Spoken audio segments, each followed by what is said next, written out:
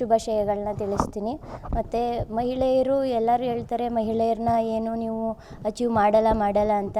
ಆದರೆ ಮಹಿಳೆಯರು ಎಲ್ಲ ಕ್ಷೇತ್ರದಲ್ಲಿ ಇವಾಗ ತೊಡಗಿಸ್ಕೊಂಡಿದ್ದಾರೆ. ಕ್ರೀಡಾ ಕ್ಷೇತ್ರದಲ್ಲಾಗಿರ್ಬೋದು, ಹಾಗೆ ಇನ್ನೂ ಹಲವಾರು ಕ್ಷೇತ್ರದಲ್ಲಿ ತೊಡಗಿಸ್ಕೊಂಡಿದ್ದಾರೆ. ಪುರುಷರಷ್ಟೇ ಮಹಿಳೆಯರು ಕೂಡ ಸಮಾನರು ಅಂತ ಎಲ್ಲರೂ ಭಾವಿಸಿ ಅಂತ ಹೇಳಕ್ಕೆ ಇಷ್ಟಪಡ್ತೀನಿ. ಈಗ ದಕ್ಷಿಣ ಭಾರತದಲ್ಲಿ ಆಯ್ಕೆಯಾದಂಥ ಏಕೈಕ ಆಟಗಾರ್ತಿ ನೀವು, ಆ ಸಂದರ್ಭ ನಿಮ್ಗೆ ಏನು ಅನ್ನಿಸ್ತು? ಸರ್, ತುಂಬ ಖುಷಿಯಾಯಿತು. ದಕ್ಷಿಣ ಭಾರತದಲ್ಲೇ ಏಕೈಕ ಪ್ಲೇಯರ್ ಆಗಿ ನಾನು ಕುರ್ಬೂರಿಂದ ಒಂದು ಗ್ರಾಮೀಣ ಪ್ರತಿಭೆಯಿಂದ ಸೆಲೆಕ್ಟ್ ಆಗಿರೋದು ತುಂಬಾ ಖುಷಿಯಾಯಿತು ಸರ್.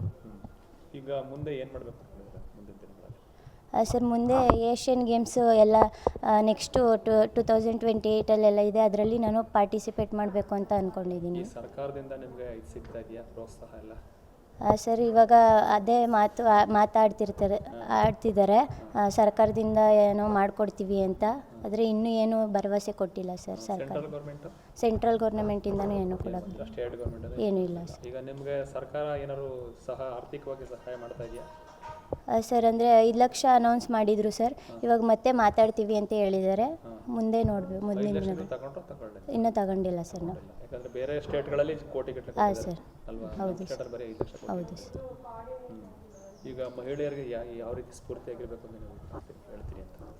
ಅಂದರೆ ಮಹಿಳೆಯರು ಇವಾಗ ಎಲ್ಲ ಕ್ಷೇತ್ರಗಳಲ್ಲಿ ಮಹಿಳೆಯರು ತುಂಬ ತಮ್ಮನ್ನು ತಾವು ತೊಡಗಿಸ್ಕೊಳ್ತಾ ಇದ್ದಾರೆ.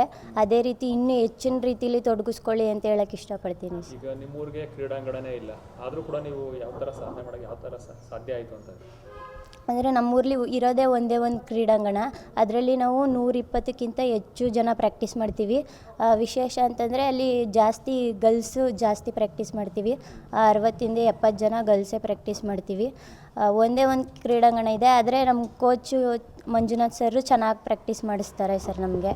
ಅದರಿಂದ ನಾವು ಈ ಥರ ಅಚೀವ್ಮೆಂಟ್ ಮಾಡೋಕ್ಕೆ ಸಾಧ್ಯ ಆಯಿತು ಸರ್. ನರಸೀಪುರಕ್ಕೂ ಕ್ರೀಡಾಂಗಣ ಇಲ್ಲ ಅಲ್ವಾ? ಹೌದು ಸರ್, ನರಸೀಪುರಕ್ಕೂ ಕ್ರೀಡಾಂಗಣ ಇಲ್ಲ.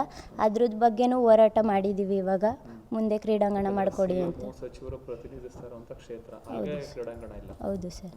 ಬೇಕಲ್ವಾ? ಅಗತ್ಯ ಇದೆಯಲ್ಲ? ಸರ್, ಕ್ರೀಡಾಂಗಣ ಬೇಕು. ಯಾಕಂದರೆ ಗ್ರಾಮೀಣ ಪ್ರತಿಭೆಗಳೇ ಇವಾಗ ಇಂಟರ್ನ್ಯಾಷನಲ್ ಎಲ್ಲ ಆಡ್ತಾ ಇರೋದು. ಅದಕ್ಕೋಸ್ಕರ ಅವ್ರಿಗೆ ಒಂದು ಕ್ರೀಡಾಂಗಣ ಆಯಿತು ಅಂತಂದರೆ ಅಲ್ಲಿ ಪ್ರಾಕ್ಟೀಸ್ ಮಾಡ್ಕೊಳ್ಳೋಕ್ಕೆ ಎಲ್ಲ ಸೌಲಭ್ಯಗಳು ಆಗುತ್ತೆ. ಅದಕ್ಕೋಸ್ಕರ ಕ್ರೀಡಾಂಗಣ ಬೇಕು.